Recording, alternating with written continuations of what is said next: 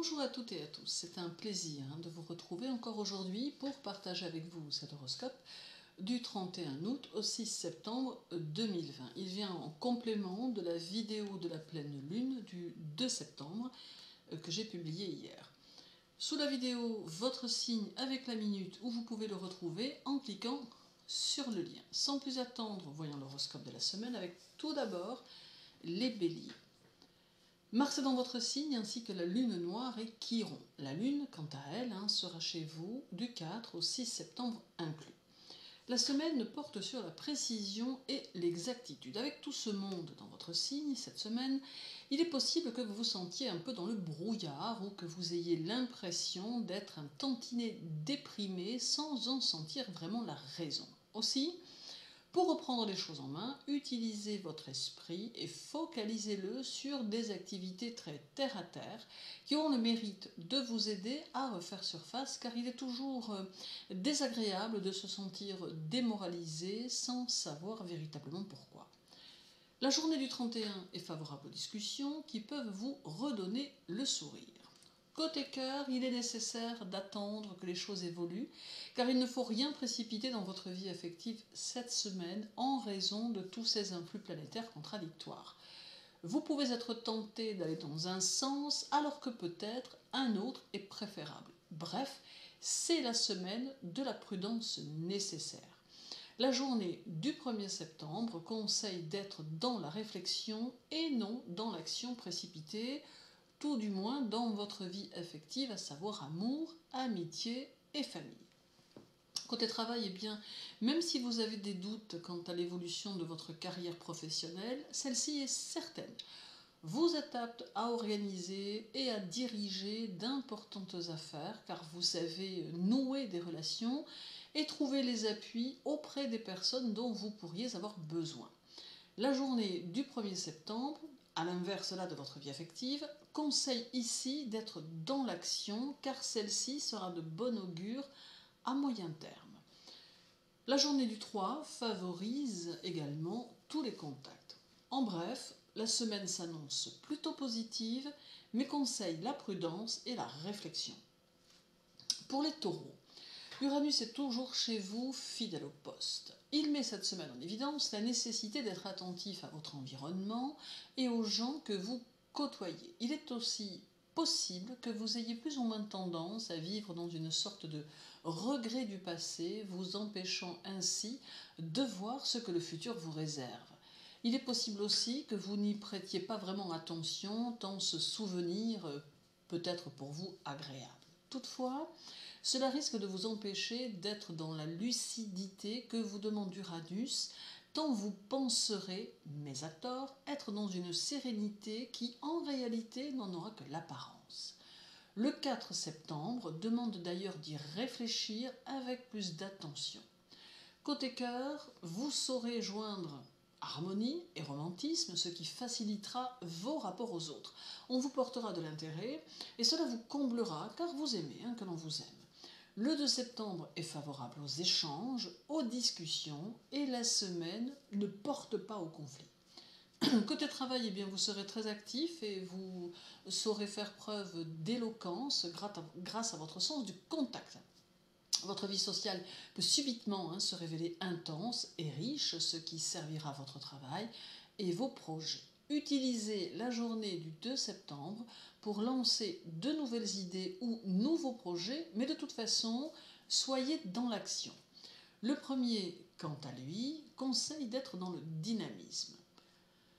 En bref, une semaine qui demande de l'action et de l'investissement, mais qui reste plutôt bonne.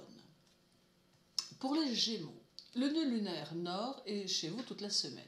Cette semaine, il vous met en garde contre une envie d'abandonner qui pourrait se faire sentir. Cela peut être en lien avec une action ou une orientation qui vous paraît difficile et que vous préférez abandonner, ou alors en relation avec une relation qui vous paraît compliquée et que vous pensez abandonner, ou encore que ce soit simplement en lien avec votre état d'esprit du moment qui n'a pas le souhait de se confronter aux difficultés et qui préfère renoncer. Le nœud lunaire conseille alors de bien y réfléchir pour n'avoir aucun regret à moyen terme. Côté cœur, ne vous éparpillez pas dans tout un tas de contacts qui ne vous apporteront rien de particulier. N'hésitez pas à davantage vous ouvrir aux autres. Certes, vous êtes en général très communicatif, mais il s'agit ici d'oser parler de vos ressentis les plus profonds, les plus intimes, à ceux qui vous entourent pour qu'ils parviennent à mieux vous comprendre. Le 31 favorise d'ailleurs ce type de communication. Et la journée du 3 est bénéfique au relationnel. Côté travail, votre jugement est excellent et vous saurez faire preuve d'équilibre et de sérieux, comme d'habitude. Vous savez assumer les situations litigieuses et vous aimez être intègre et impartial. Le 4 est favorable aux actions structurées et le 5 permet d'alimenter vos idées et vos projets. En bref, la semaine est bonne pour peu que vous soyez ouvert aux autres, mais vous serez tout de même un peu à cran sans trop savoir pourquoi. Aussi, relaxez-vous et cette semaine, évitez les excitants comme l'alcool, le tabac et ainsi de suite. Pour les cancers, Vénus est dans votre signe cette semaine encore. Votre approche affective est ici sous la lumière de Vénus qui demande de revoir son vécu sentimental et affectif afin de l'analyser et de le comprendre pour ne plus revivre ce qui ne vous convient pas ou qui ne vous convient plus. Il semble important de dissoudre tout ce qui est négatif dans votre approche affective et dans votre vécu. Vénus offre ici son aide pour ce travail intérieur salutaire. Côté cœur, la semaine demande de maîtriser ses sentiments et ses émotions afin de garder le contrôle, ce qui peut s'avérer utile. La semaine est néanmoins favorable aux contacts amicaux, familiaux ou sentimentaux, mais vous devez prendre un peu de recul afin de ne pas vous laisser trop absorber. La journée du 31 est une journée où le discernement est indispensable et celle du 4 demande un peu de solitude. Côté travail, vous aurez besoin d'être au top et les difficultés joueront sur vous un rôle de stimulant. Votre énergie semblera inépuisable. Quelques inimitiés tout de même peuvent se dessiner car vous aurez tendance à faire des jaloux.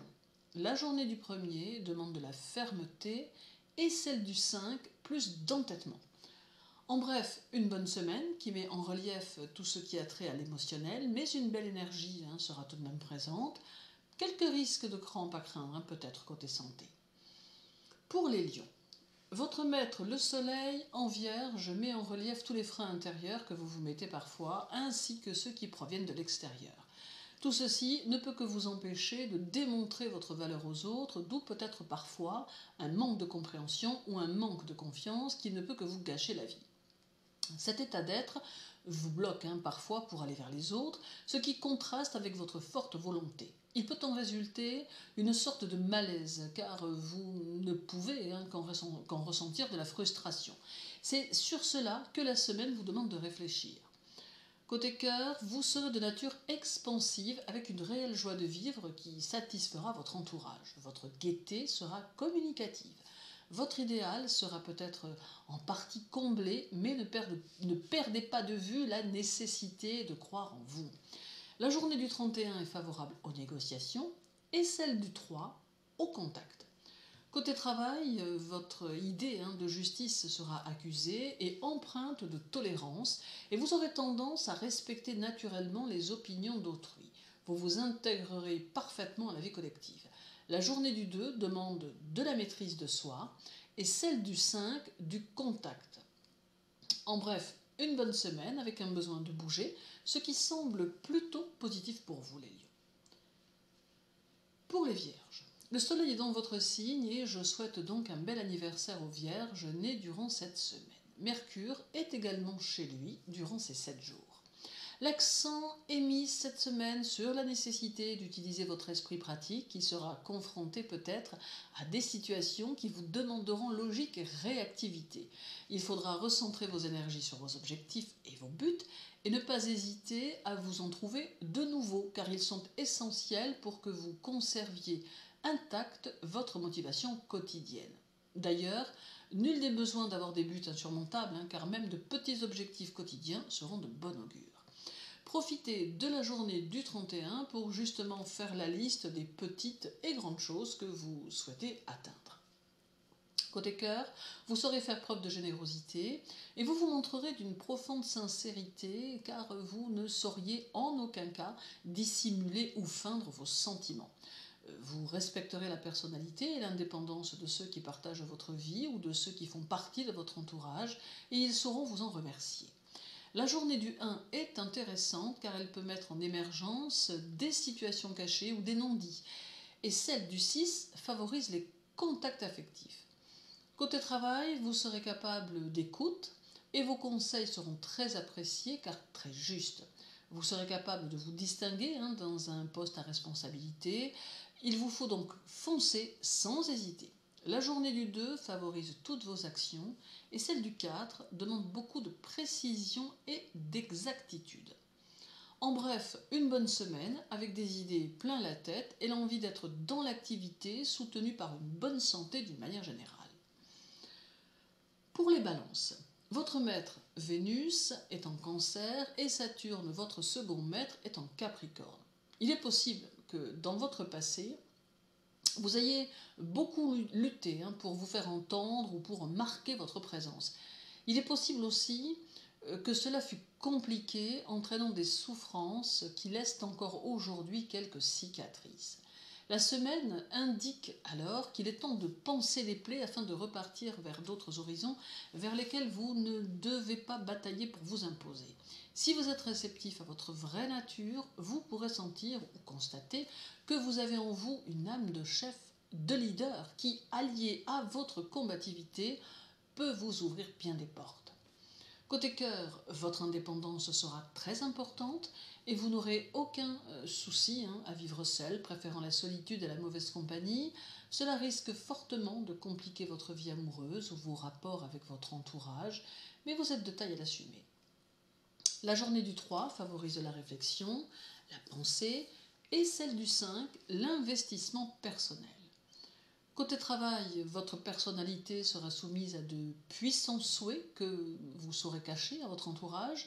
Votre attitude ne laissera personne indifférent et les opinions à votre sujet seront nettement tranchées dans un sens comme dans l'autre. D'ailleurs, la journée du 2 vous permettra d'assumer ce que vous êtes alors que celle du premier demande de la diplomatie.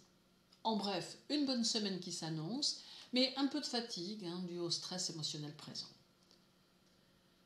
Pour les scorpions, votre maître Pluton et Mars, ou vos maîtres Pluton et Mars, sont respectivement en Capricorne et en Bélier. C'est ici la semaine durant laquelle vous allez devoir faire face aux énergies que vous avez mises en place précédemment. Le défi à relever ici est de se réaliser socialement ou tout du moins de préparer votre réalisation sociale pour la rentrée qui s'annonce. Aussi, toutes les actions et les décisions que vous avez prises vont avoir ici un rôle à jouer. Il est donc souhaitable qu'elles aient été prises de la bonne façon. La journée du 1er septembre est bénéfique à vos réalisations et celle du 3 favorise les démarches, mais ça d'une manière générale. Côté cœur, vous resterez égal à vous-même et votre partenaire ou votre entourage n'aura d'autre choix que de se plier à ce que vous souhaitez.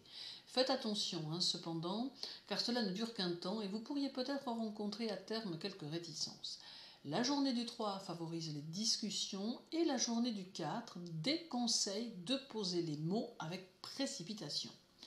Côté travail, votre situation financière risque d'avoir votre priorité et vous serez peut-être un peu axé sur les moyens d'acquérir de l'argent, pensant que celui-ci sera de toute évidence synonyme de puissance.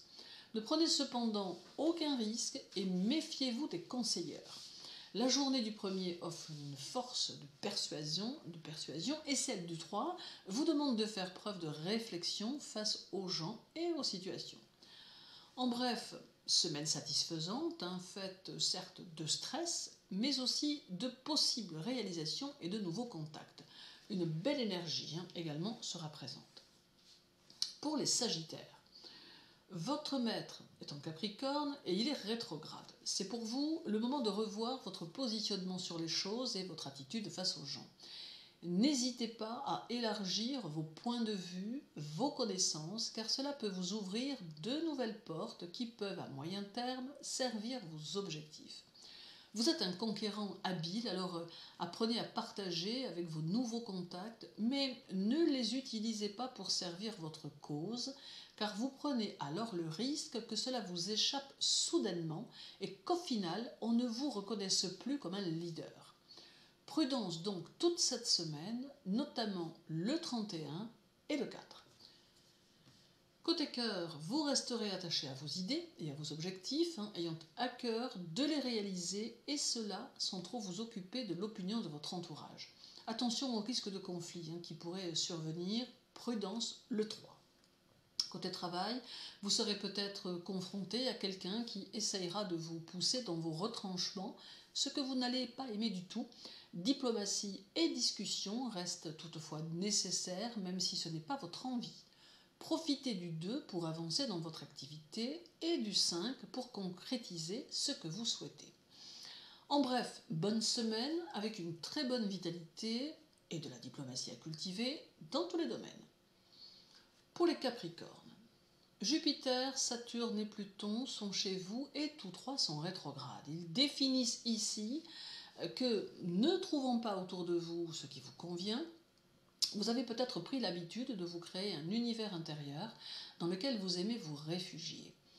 Il vous permet de traverser les crises morales et votre rejet du monde qui vous entoure. Toutefois, cette semaine, vous serez peut-être un peu obligé de plonger dans votre quotidien afin d'y éclaircir certains points avec votre entourage. C'est une semaine de décision et de prise de position qui semble s'annoncer ici, avec, pour vous, la nécessité de montrer à ceux qui vous entourent que vous prenez toujours vos responsabilités. Côté cœur, il faut vous attendre à quelques complications relationnelles, et cela laisse présager une semaine plutôt contrariante, dans laquelle vous aurez plus ou moins des comptes à rendre, ce qui sera pour vous insupportable.